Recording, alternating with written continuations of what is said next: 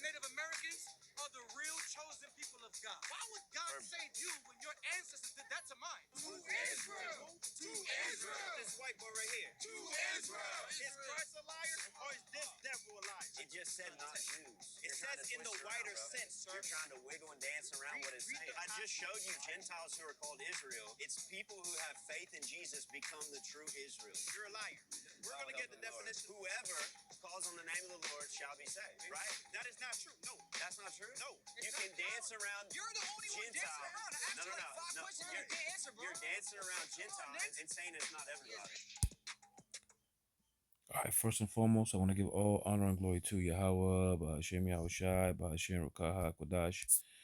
Double honors to the elders and apostles of GMS where I learned from.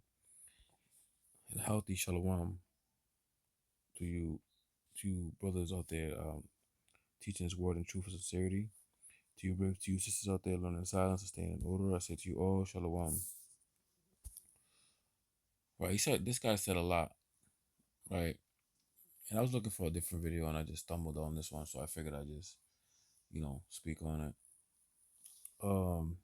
He One of the things that stood out, he said he thought he got one. He said, "Whosoever shall call on the name of the Lord shall be saved." Like that stuck out to me. He just read that verse. I don't know what the dialogue was about, but it brought me here to Acts chapter 2 where he quoted from. Hold on one second.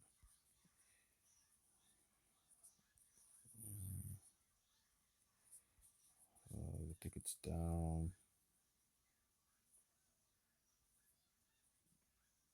Here it is, verse 21 and 22. This is Acts chapter 2, verse 21. And it shall come to pass that whosoever shall call on the name of the Lord shall be saved. Verse 22. Ye men of Israel, hear these words. Now, mind you, there was no verses. There was no verse 22, 20, 21, 23, no chapters, nothing. This is all one, um, one statement, one paragraph, right? So when you read 21 to 22, it says, "And it shall come to pass that whosoever shall call on the name of the Lord shall be saved, ye men of Israel, hear these words." So he was talking to Israel at this time. For example, if I was at a basketball court, right, or I was at a playground with a bunch of basketball courts, because we've all seen them, right? If you live in a city, they got a basketball park with, let's say, 12 nets, right? You and your friends are occupying one hoop, right? You're playing 3-on-3. There's 6 of y'all. 3-on-3. There's other people playing, and you say, the game's over. You turn to your friends and you says, "Whosoever wants to go to my house and have some pizza, you're welcome to come." Does that mean everybody in the park can come?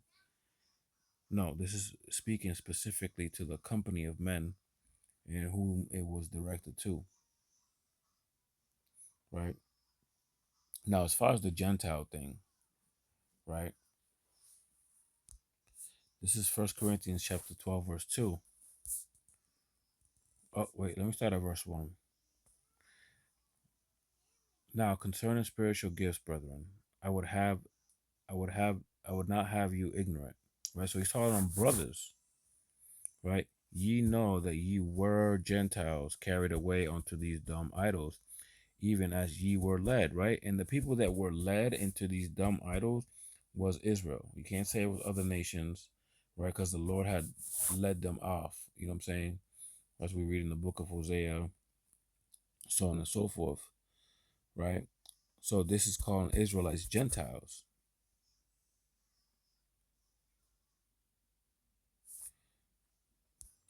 right? I know some people don't subscribe to the Apocrypha, but it was what the original people used before it was taken out by Martin Luther, right? Now, when we read in the Apocrypha, First Maccabees, right? Oops, Salakia. First Maccabees chapter 1, and I'll start at verse 11. It says, "And in those days went there out of Israel wicked men who persuaded many, saying, Let us," right? this is Israelite man. Let us go and make a covenant with the heathen that are round about us. For since we departed from them, we have much sorrow. So this device pleased them well. Then certain of the people were so forward, being hearing that they went to the king, who gave them license to do after the ordinances of the heathen. Whereupon they built a place of exercise at Jerusalem according to the customs of the heathen, and made themselves uncircumcised, and forsook the holy covenant, and joined themselves to the heathen, and were sold to do so. Right? So they became themselves heathens. Right? When you alienate yourself from the ordinances of God, you yourself become a heathen. Right? Here we have Matthew chapter 18, verse 15. Right? This is before the one you call Jesus died. Right? So whatever you believe was supposed to be in place they're still under the old covenant, right? According to Christians.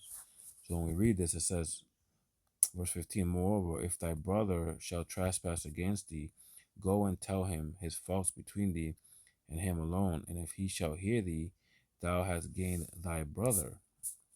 But if he will not hear thee, then take with thee one or two more, that is, in the mouth of two or three witnesses, every word may be established. Right, verse 17. If he shall neglect to hear them, tell it into the church. But if he neglect to hear the church, let him be unto thee as a heathen man and a publican. Right. So now this person is being alienated, right, from being from his birthright and his right his his his covenant with the Lord. So he's looked at as a heathen, and that's the point, right? These wacky tacky Christians have no reason to be touching this book. This is Ezekiel chapter 20, verse 23. I lifted up mine hand unto them also in the wilderness, that I would scatter them among the heathen and disperse them throughout the countries. Right. This is why the Messiah, who you ignorantly call Jesus, which his name is Yahushua, um, says, "Go unto the nations to preach the gospel." Right, because we were dispersed among all these different countries. Right, so don't get it twisted. Right, it says, because they that not executed my judgment, but had despised my statutes, and had polluted my Sabbath, and their eyes were after their fathers' idols, right?